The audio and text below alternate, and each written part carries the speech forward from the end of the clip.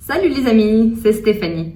Aujourd'hui une vidéo un petit peu particulière, je vais vous parler de mon éveil spirituel. Alors j'entends tout de suite tous mes amis proches ou les gens de mon entourage se dire mais qu'est-ce que c'est l'éveil spirituel? Donc je vais essayer de vous donner une définition qui n'en sera pas une parce qu'en fait c'est quelque chose qui appartient à chacun, c'est vraiment une expérience personnelle, individuelle et je pense qu'on peut pas vraiment mettre de définition parce que ça dépend de qui l'on est et de ce qui se passe à l'heure actuelle dans notre vie.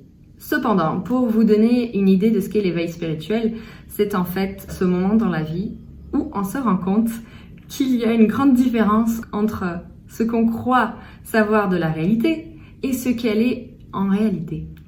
Pour ma part, je suis née dans une famille tout à fait normale, j'ai grandi, j'ai une enfance à peu près normale et je suis devenue adulte, j'ai trouvé un travail. Voilà, j'ai une vie tout à fait normale. Je pensais que notre corps était notre réalité et puis que tout se limitait à ce qu'on voyait.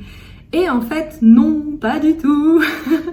En fait, je me trompais complètement. Je n'étais pas au courant de beaucoup de choses.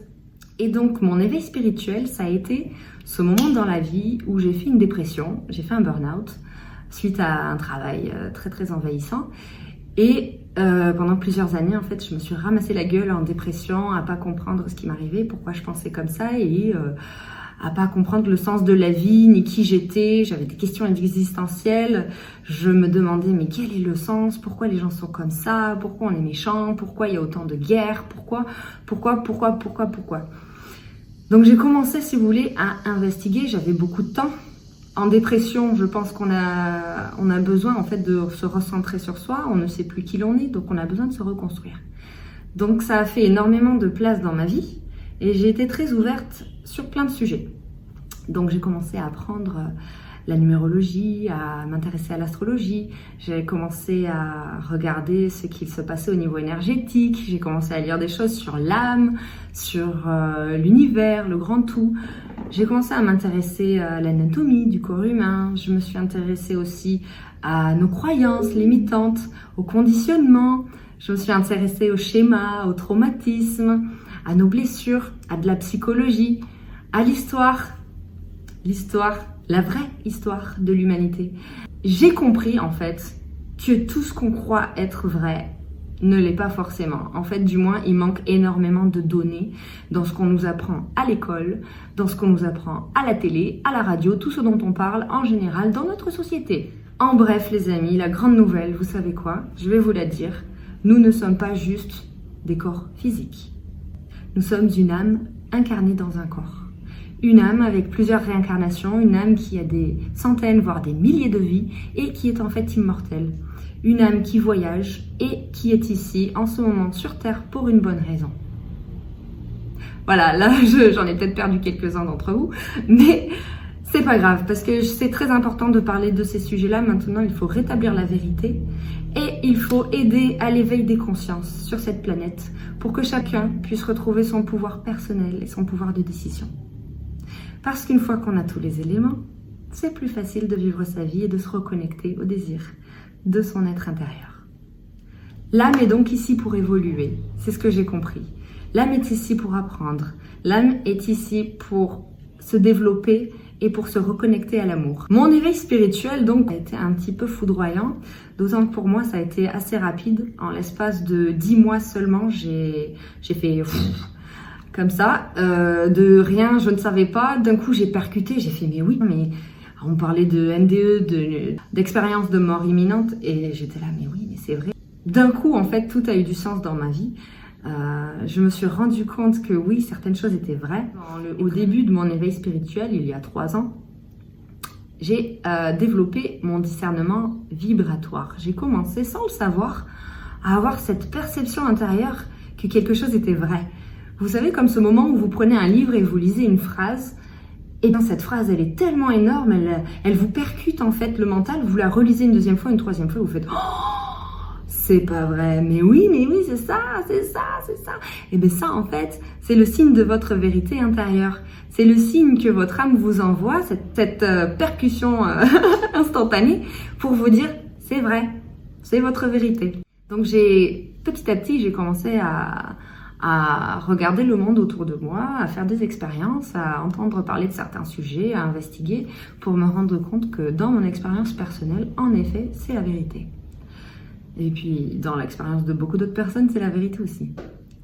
C'est pas ça que je voulais dire. Donc, comme je vous disais, dans mon éveil spirituel, je me suis rendu compte que mon ancienne réalité n'était pas complète et qu'il me manquait beaucoup d'informations pour comprendre en fait de quoi est fait notre monde. Et en bref, notre réalité est énergétique. Je pense que vous aurez déjà entendu parler de ça, du fait qu'il y a des énergies autour de nous, mais vous savez pas très bien comment comprendre ça. Eh bien, en fait, le fait que notre réalité soit énergétique, ça veut dire tout simplement qu'il existe des lois universelle qui nous entoure. La loi du karma, par exemple. Le fait que toute chose que l'on fait a une cause et qu'elle nous revient dans la gueule à un moment donné ou à un autre, dans cette vie-ci ou dans les vies futures ou les vies passées. La loi du dharma, le fait qu'on ait tous un don ou on va dire une spécificité à apporter au collectif. La loi du moindre effort, celle qui dit que, en bref, il faut arrêter de galérer dans la vie et d'aller en force vers ce que l'on recherche.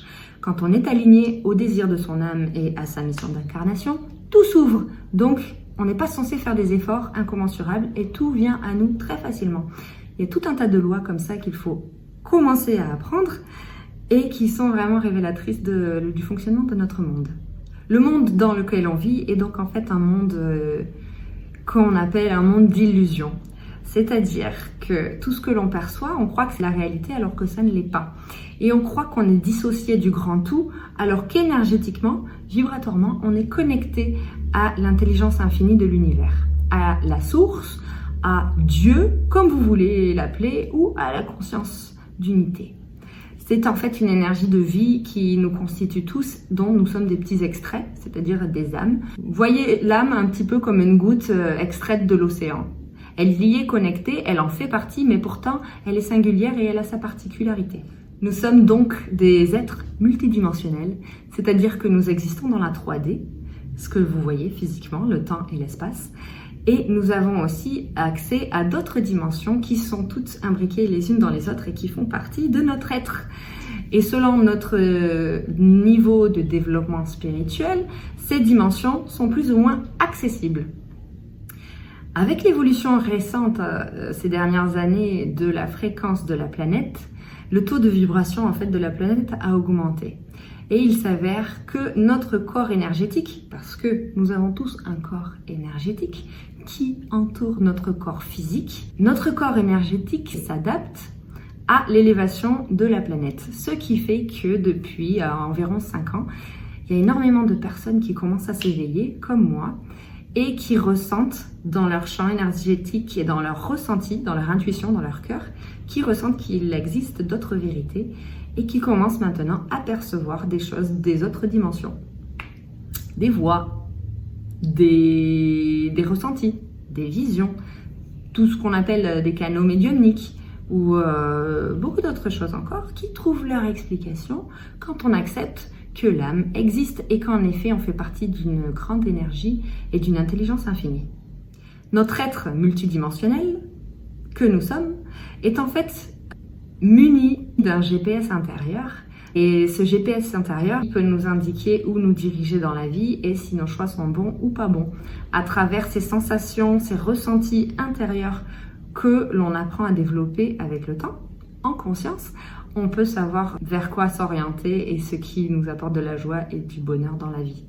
Notre âme en fait communique avec nous avec des messages de joie, avec de l'excitation, avec du bonheur, tout ce qui nous met en joie en fait c'est ce qui va être la direction de notre âme. Donc, l'éveil spirituel donc c'est se rendre compte de tous ces sujets-là. Alors chacun a sa vitesse, chacun a son niveau de perception, chacun a son niveau de scepticisme. Scepticisme ? Ouais. Et donc, il y a beaucoup de domaines dans lesquels l'individu se retrouve impacté. Personnellement, j'ai été impactée dans mon alimentation.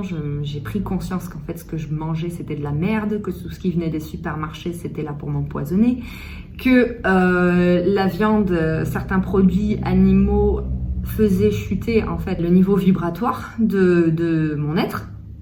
Du coup, petit à petit, en fait, ça s'est pas fait tout seul, mais j'ai ralenti la viande. L'éveil spirituel aussi, c'est commencer à se regarder en face et regarder ce qu'on a fait de bien ou ce qu'on a fait de mal dans la vie et tout ce qui reste à faire.